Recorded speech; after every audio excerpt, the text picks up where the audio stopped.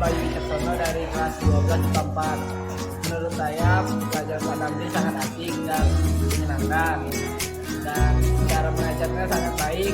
Bapaknya pun juga ramah dan baik. Sekian. Nama saya Abdul Mariando dari kelas 12 IPA 3. Menurut saya belajar dengan Pak Damri itu menyenangkan. Bapaknya asik dan nggak ngebosenin.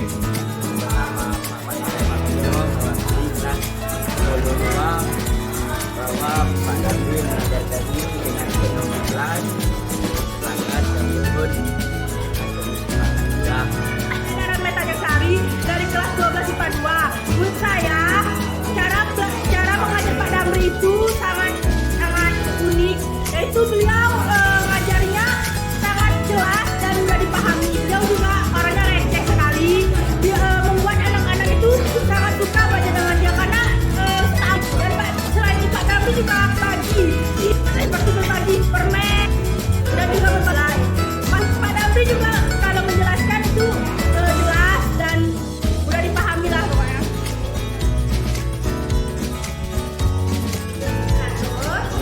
Selamat pagi semuanya. Perkenalkan, nama saya Belima Rahmadania.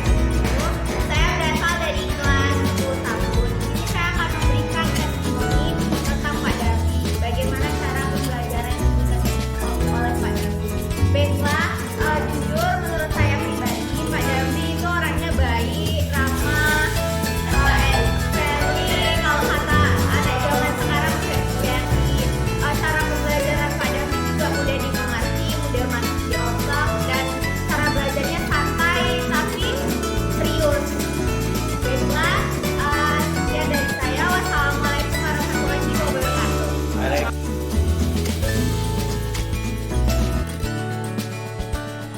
Assalamualaikum, salam kenal. Nama saya Nurma Ikramawati. Saya adalah guru dari SMA Negeri 8 Kota Jambi dan rekan kerja Bapak Damri SPDI. Menurut saya, beliau adalah guru yang sangat luar biasa. Beliau adalah salah satu dari pembina Rohis SMA Negeri 8 Kota Jambi yang penuh tanggung jawab dan berdedikasi. Sebagai rekan kerjanya, saya mengenal beliau adalah pribadi yang ramah, baik, agamis, dan memiliki tanggung jawab serta memiliki kepedulian yang tinggi terhadap lingkungan. Demikianlah sedikit dari saya. Assalamualaikum. Assalamualaikum warahmatullahi wabarakatuh. Perkenalkan, saya Rohima. Saya merupakan guru pendidikan agama Islam di SMA Negeri 8 Kota Jambi. Saya sebagai rekan sejawat dari Bapak Damri SPDI. Saya di sini akan memberikan testimoni tentang aksi nyata yang dilakukan oleh Bapak Damri. Yang pertama yaitu dalam proses pembelajaran. Dalam proses pembelajaran kepada siswa, yang saya tahu beliau telah menerapkan pembelajaran yang kreatif dan inovatif, yaitu pembelajaran yang memang tidak terfokus hanya kepada guru, tetapi terfokus kepada siswa atau peserta didik. Selain itu, beliau merancang pembelajaran agar tidak membuat siswa jenuh dalam belajar, memanfaatkan teknologi dalam proses pembelajaran seperti menggunakan media audio dan video untuk mempermudah proses pembelajaran tentunya, serta menerapkan metode reward dalam mengevaluasi pembelajaran yang membuat siswa lebih semangat tentunya. Selain itu, saya sebagai rekan sejawat sama guru pendidikan agama Islam, saya juga banyak belajar dari beliau dan masih harus belajar. Karena selama saya berkolaborasi sama guru pendidikan agama Islam dengan beliau, saya melihat beliau memahami ilmu teknologi dengan baik atau IT.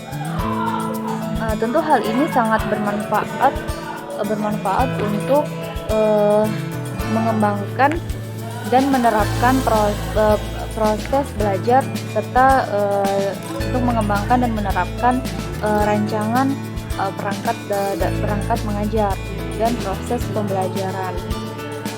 Untuk proses pembelajaran, apalagi di era yang seperti ini, tentu kita tahu ya, di zaman sekarang kita harus semuanya serba tahu teknologi. Apalagi kita sebagai guru, tentu kita dituntut untuk bisa menggunakan dan menerapkan ilmu teknologi. Jadi menurut saya masih harus banyak belajar dengan beliau.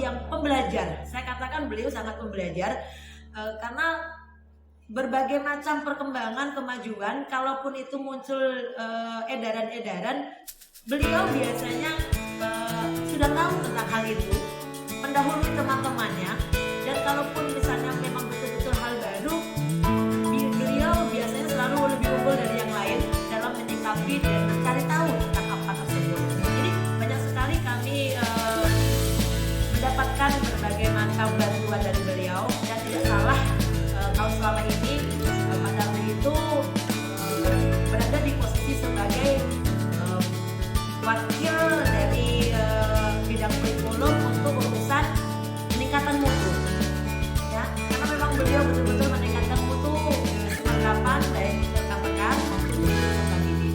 Itu baru dalam keseharian. Dalam kegiatan pembelajaran bagi guru PAI, saya banyak belajar dari beliau bagaimana cara menyampaikan materi ke peserta didik dengan berbagai pengelolaan kelas sesuai dengan karakteristik kelasnya yang berbeda-beda itu.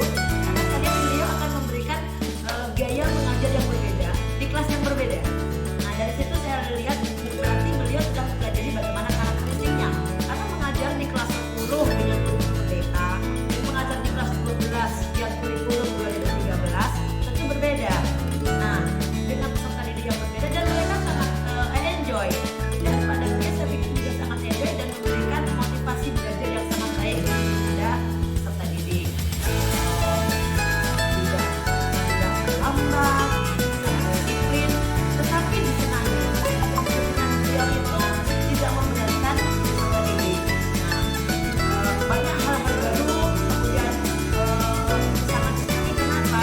Karena sama-sama saya mengajari bersama, dan peserta didik itu seringkali kadang-kadang tanpa sadar menceritakan bagaimana beliau dengan inovasi-inovasi teknik pembelajarannya, metodenya gitu, apalagi sangat menguasai IT. Jadi beliau dengan berbagai kemajuan IT saat ini sangat dimanfaatkannya dalam kegiatan pembelajaran sehari-hari dengan peserta didik. Jadi anak-anak sekarang juga sangat antusias karena kayaknya senada gitu. Kalau ada misalnya beberapa yang ngajarnya PAI ya tentang agama, beliau tidak, mungkin PAI ini dibawa ke game online, misalnya e-sport, beliau sangat antusias seperti itu, tidak menghalangi peserta didik, justru memberikan motivasi dan memberikan kebermanfaatan dari berbagai hobi yang mereka miliki. Contohnya itu dalam pembelajaran.